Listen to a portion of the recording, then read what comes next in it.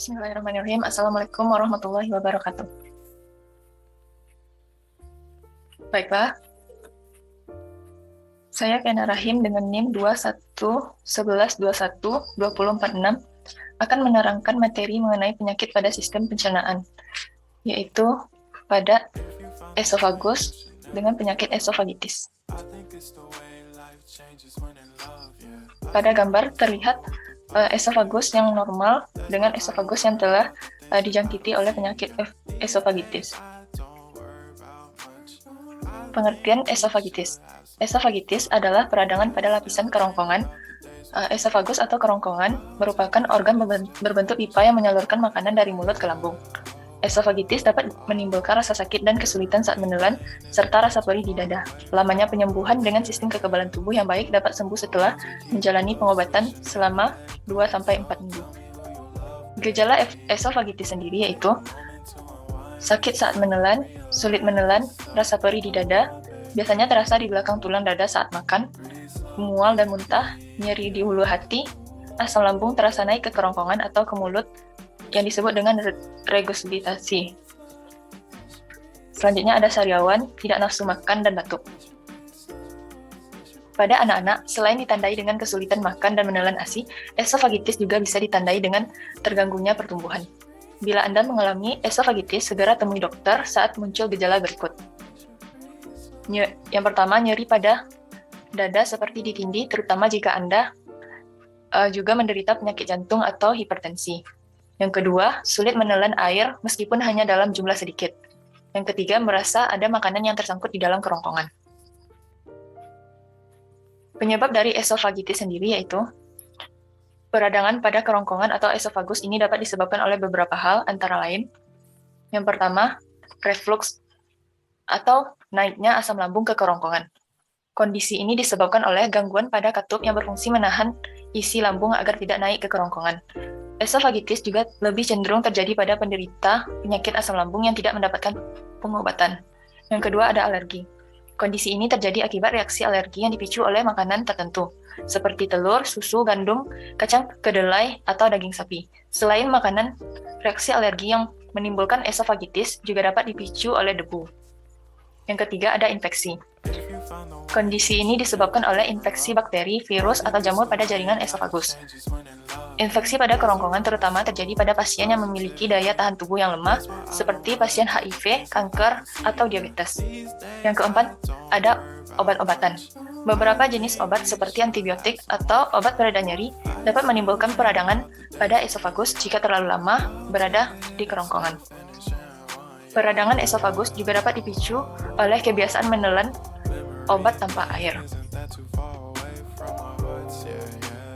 Selain penyebab di atas, ada sejumlah faktor yang dapat membuat seseorang lebih berisiko mengalami esofagitis, yaitu yang pertama, memiliki anggota keluarga yang menderita esofagitis, yang kedua, menderita penyakit alergi seperti asma atau rinitis alergi, yang ketiga, ada berusia lanjut, yang keempat, gemar mengonsumsi makanan berlemak atau makanan dalam porsi besar.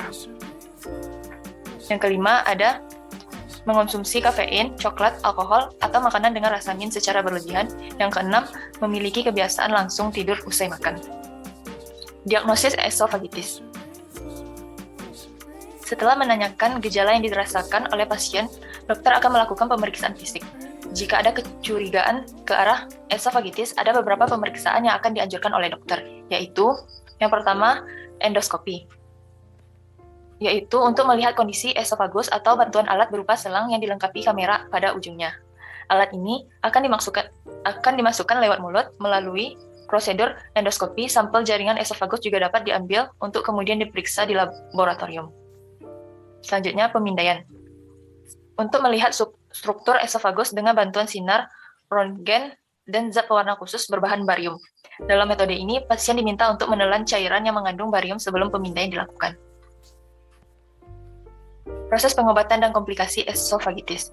Pengobatan esofagitis bertujuan untuk mengatasi penyebab, mengurangi gejala, dan mencegah komplikasi. Pengobatan esofagitis akan disesuaikan dengan penyebabnya. Berikut adalah beberapa bentuk pengobatan esofagitis berdasarkan penyebabnya. Yang pertama, reflux asam lambung. Penderita akan diberikan obat-obatan yang menetralkan asam lambung atau menurunkan produksi asam lambung.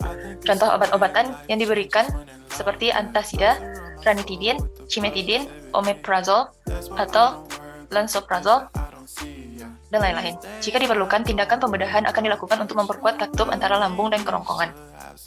Dan selanjutnya, infeksi. Untuk menangani esofagitis jenis ini, dokter akan meresepkan obat antibiotik, antivirus, atau anti jamur sesuai dengan penyebab infeksi. Yang selanjutnya, ada obat-obatan.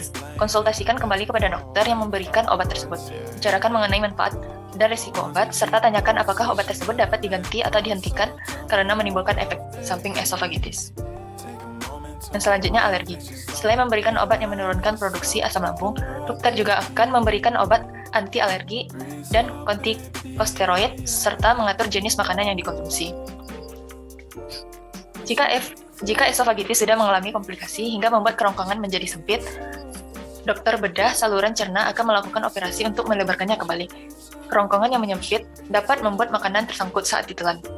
Selain menjalani pengobatan dari dokter, ada beberapa hal yang dapat dilakukan pasien untuk membantu meredakan gejala sekaligus mencegah kambuhnya esofagitis, yaitu 1. Berhenti merokok, 2. Menurunkan berat badan, 3. Menghindari tiduran setelah makan, 4. Meninggikan posisi kepala pada saat tidur, 5. Menelan obat dengan bantuan segelas air, 6. Mengurangi konsumsi makanan yang dapat meningkatkan asam lambung seperti kopi, alkohol, coklat, dan makanan berasamin.